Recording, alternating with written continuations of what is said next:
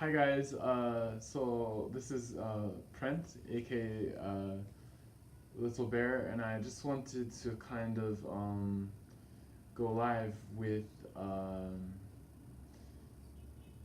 some of my and kind of share with you some of my Chinese themed tarot decks. And actually, I don't think I have one oracle, kind of like Chinese themed oracle deck, which I don't really use that much, and I'll explain why later.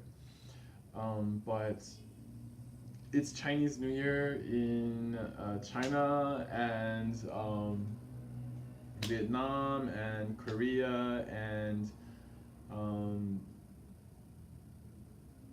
so in East Asia basically. Of course, it's called like Lunar New Year in Korea, and I think Lunar New Year in Vietnam. I'm not really sure. And of course, in the native language, we just say Spring Festival.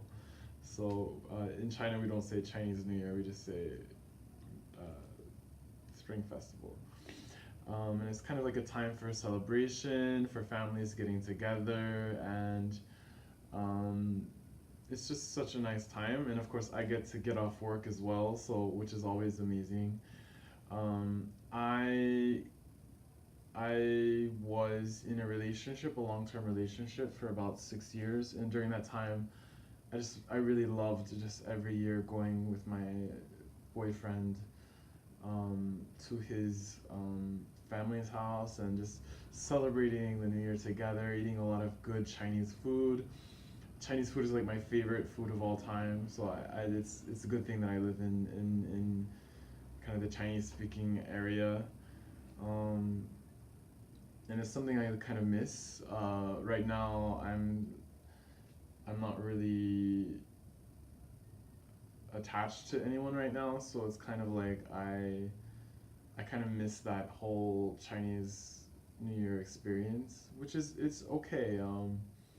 Yeah, but right now I'm using my kind of Chinese themed decks to kind of reconnect to that experience.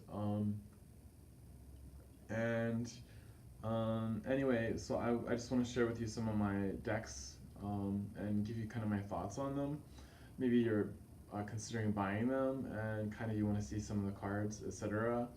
So I thought I would share them with you, okay? And excuse me for my scraggly beard. I really, really hate to shave. I have really sensitive skin, so uh, maybe in a future video I'll whack this off again. First and foremost, I have the Chinese tarot, which was my first tarot deck. Actually, I wasn't really when I first started learning tarot. I wasn't really that arduous about my research, and I just thought I looked online. I was like, oh, maybe I thought like any tarot deck would work. So I kind of found this on Amazon, and I went to my local tarot store in Taichung. Which, by the way, if you come to Taichung, you should stop by the tarot store here. It's so amazing, and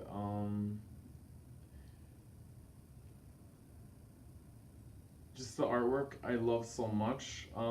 It gets a little bit problematic with some of the maybe some of the like the artwork doesn't really fit with the meaning of the card. But the artist is called Zhui Guoliang, and actually, if I see like Chinese characters, I can kind of understand how to pronounce the name, but some Chinese names I just don't. If it's written out in the English version, I don't really know how to kind of say it. But anyway, he's just excuse me. He's such an amazing artist, and I really love this deck, and I adore it so much. The backings are just freaking gorgeous.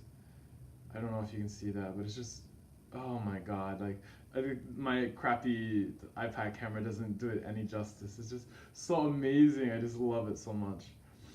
Um, and it's reversible as well. And I just love shuffling this. This is by US Games. I think most of my tarot decks are from US Games actually. I like Lil Scarabeo cardstock, but it's just so horrendous because you have such sometimes you have such large borders and just like I don't know, like you have 50 dozen languages with the explanations on there, which I don't think is kind of necessary. But yeah, just so here is like like so like you kind of look at this image, you don't really get the traditional meaning of the 10 of coins, but you can kind of make up your own stories with it if you want. This one is pretty standard, the five of cups, but it can kind of like take you back to this is Confucius, which is I believe the Judgment card. So just I'm not really a big fan of Confucius, to be honest with you. If I had to choose, I'd choose Lao Tzu, not really Confucius. But anyway, so it just like gives you kind of a I don't know, like just a really good feeling of ancient China. If you're trying to like, I don't know, like make up stories with this, it would be really good. This is the Strength card. It's so beautiful, right? I haven't used these in months. I don't know why either, because it's just like such a good deck. This kind of retains the original meaning of the Fool, like kind of wandering around, not really, kind of outcast by society. This kind of reminds me more of like a hermity feeling. But yeah, these cards are just amazing. I love them so much, and I plan on using them this week because it's Chinese New Year. So, yeah.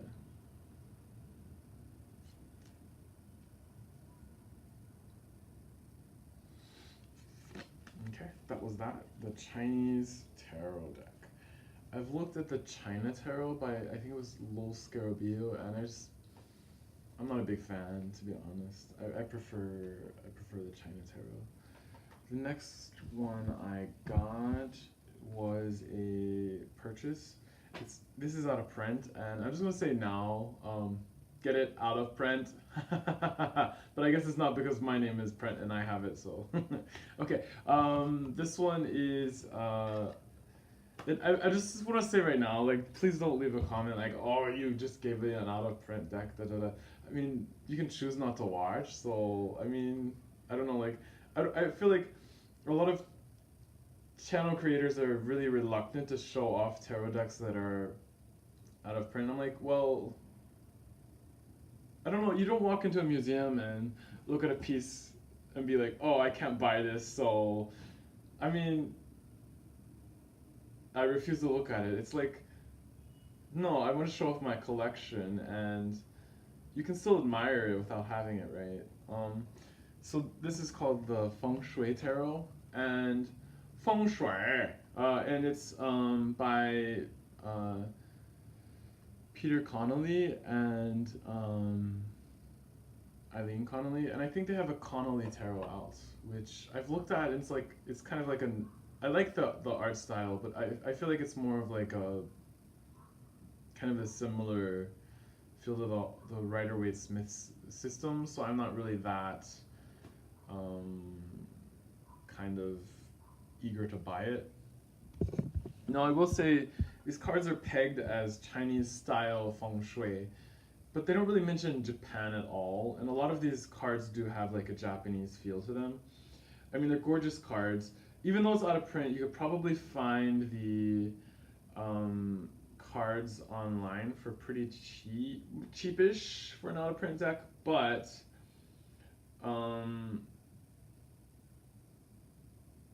the book, I really feel like you need the book for this sometimes. I mean, I do just fine, but I feel like having the book would definitely kind of give you more meaning to the cards. The Little White Book is pretty terrible, like giving context to the cards. I don't know, like I saw this at first and I was reluctant to buy it, but something just made me want to buy it, and I'm glad I did because they become out of print. I just feel like the cards are just so amazing, and I connect so much with them, and they can give like a very honest answer to you without being very stubborn. It's kind of like it's like this old Chinese sage that kind of can give you very good advice, but not be too overbearing. I don't know. I love this for the Tower card. Like even though there's this penetrable force, you can kind of still get in, as we know by the. I mean, the tower is still there. Like the Great Wall is still there, and two dynasties were successful in like crossing the Great Wall. So in terms of effectiveness, maybe not so much, but yeah. I mean, it does its job, right? Which cards kind of have a Japanese feel? Hopefully I can find them. And this is backwards. Oh, excuse me.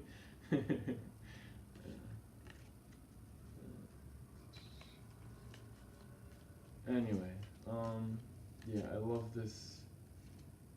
I love this deck. I'm really glad I have it in my collection. I'm trying to find a Japanese kind of feeling card to show you the problem. I mean, I believe this is, I guess this is okay as a white woman, but in a Chinese style deck, I prefer to have an Asian looking woman. I don't know. Kind of be fully immersed in it. Judgment. Let's see. That looks like a very sinister looking woman for the High Priestess. The cardstock is pretty excellent as well. I've been here before. This reminds me of like Westlake and Hangzhou. You're like seeing, yeah. Yeah, like this is a Japanese style dress, so I don't know why they chose to do it like that. I'm sure there's a reason, but anyway, yeah, that was that, the Feng Shui Tarot. Just, I don't know, it's so colorful and it looks amazing if you do the Celtic cross with this, it looks incredible.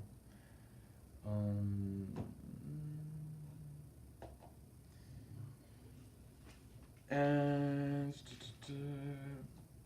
here's my other one. This is the Panda Tarot, which I find absolutely amazing. It kind of has like a Kung Fu Panda vibe to it. And I think this would be good if you're giving readings to a child as well, or children.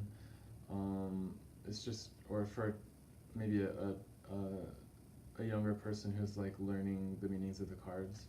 They're not too obtrusive. There's no kind of Christian imagery to it, which is nice as well. And it's just really kind of amazing. It is by Lowell Scarabeo actually, but it doesn't have those wonky kind of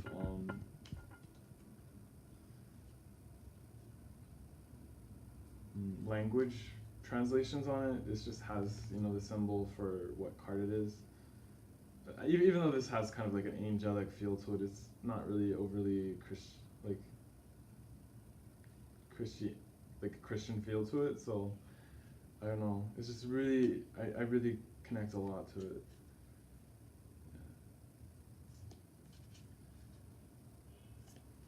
And I think Chloe McCracken on her channel did a review of this, and she actually uses this for shadow work. A lot of people tend to use kind of very dark decks for shadow work, but she uses a pretty, like a deck like this to do the shadow work with, which is pretty cool. Yeah. So yeah, there's the Panda Tarot. And finally, without further ado, I wouldn't, this isn't really that Chinese style. Maybe it was more like of a Tibetan feel to it, but because Tibet is kind of under the control of the Chinese government and kind of at least recognized by other countries as being part of China, I thought I would include it as well. And this is the Buddha Wisdom Shakti Power cards, and this is by US Games as well. like I said, most of my decks do come from US games.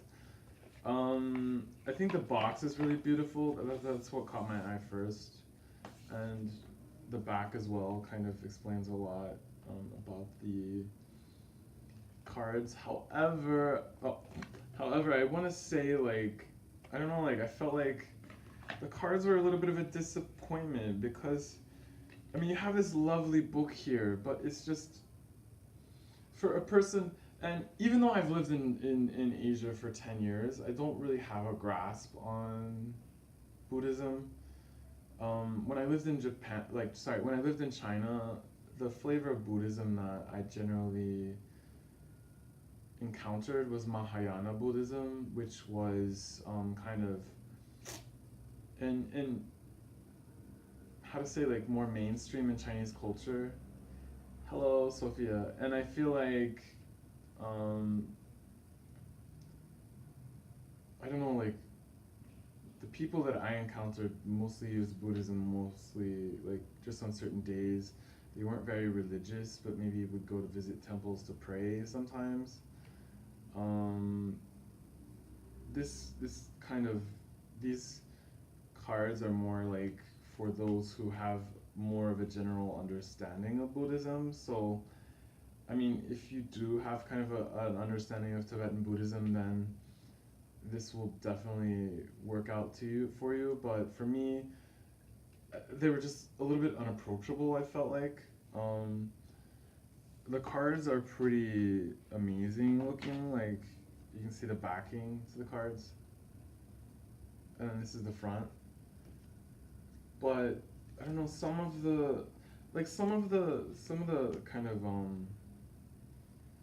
explanations are pretty cool. Like confront the things that scare you the most, and maybe you could use this as like calling on the power of this Tibetan god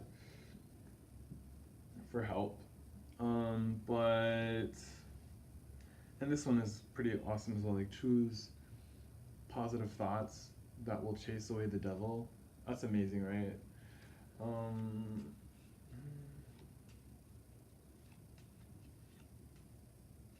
I'm trying to find a card that kind of, I don't know, like, it just didn't do anything for me.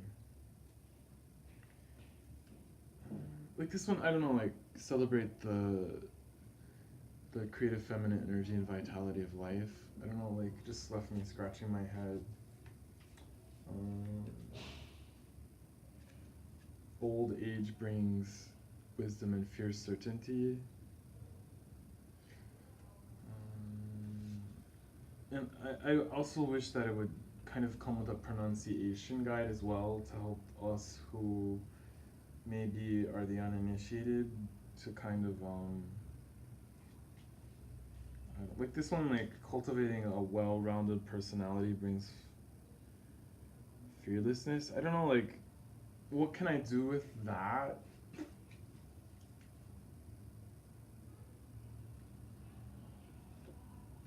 Like I don't know, like when feeling disheartened, stop and watch a child at play.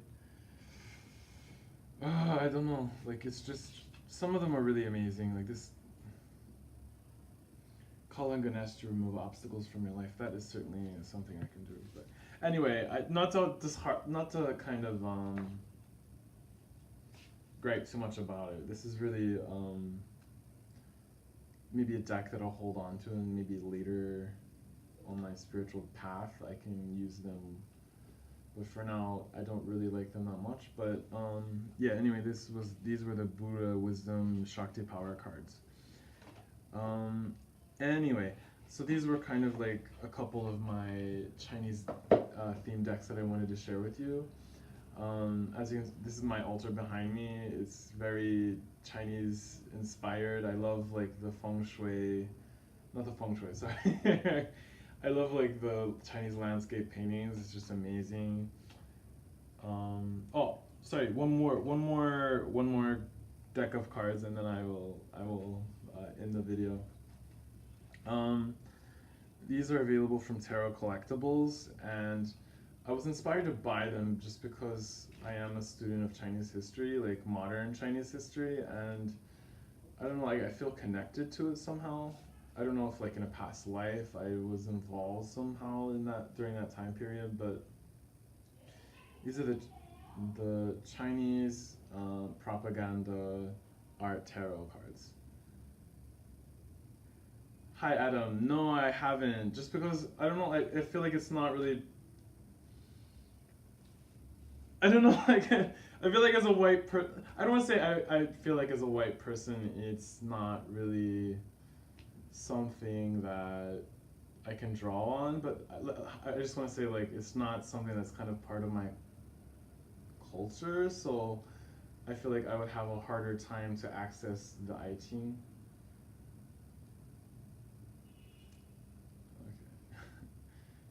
Okay. Yeah, so you can see like these do draw a lot on the. For example, this is a very powerful tarot card. I immediately connect with it. You know, as part of like the Cultural Revolution, um, a lot of old statues were destroyed. So like I don't know, like this deck really connects with me on in some way that's really hard to describe.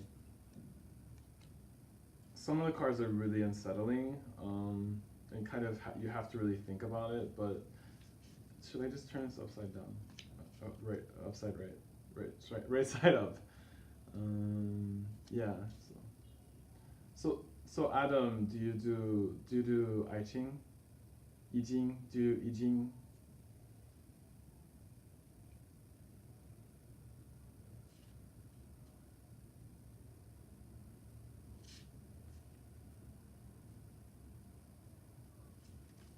Yeah. So I don't know, like I love these cards, and um, the card stock is really amazing as well. Like I don't know, they're very durable, and you can do a lot with them. I love this Queen of Swords. You don't want to mess with her.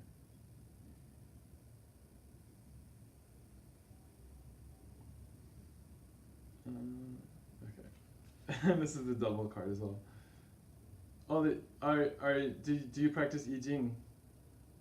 And are you living in China or Taiwan or Hong Kong at the moment?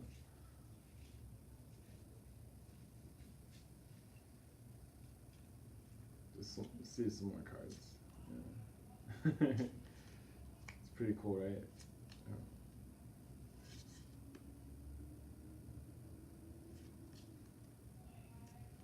This isn't one of those kind of images that are very just unsettling. I don't use these cards with anyone but me. Because I feel like, I don't know, there'd be a little bit of cultural appropriation if I use them. Just because I wouldn't know, even though I'm a student of Chinese history, I wouldn't feel comfortable just like explaining the meaning of like the deeper meaning of the images behind the cards. So, but I mean, some of them obviously I can, but others I would not feel comfortable doing. Especially because some of my clients are Taiwanese, and um, yeah, there's a whole kind of uh, contentious issue between China and Taiwan at the moment.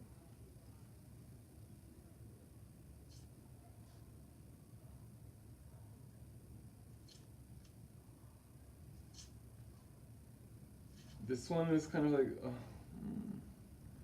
think he's the magician. I mean, Mao Zedong was able to fool a lot of people, so.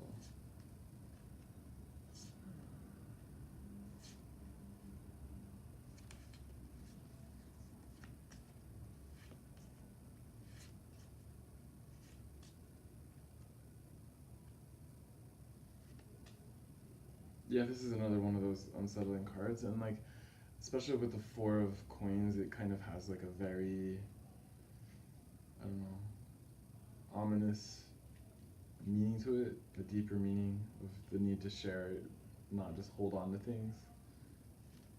of not growing and stagnation.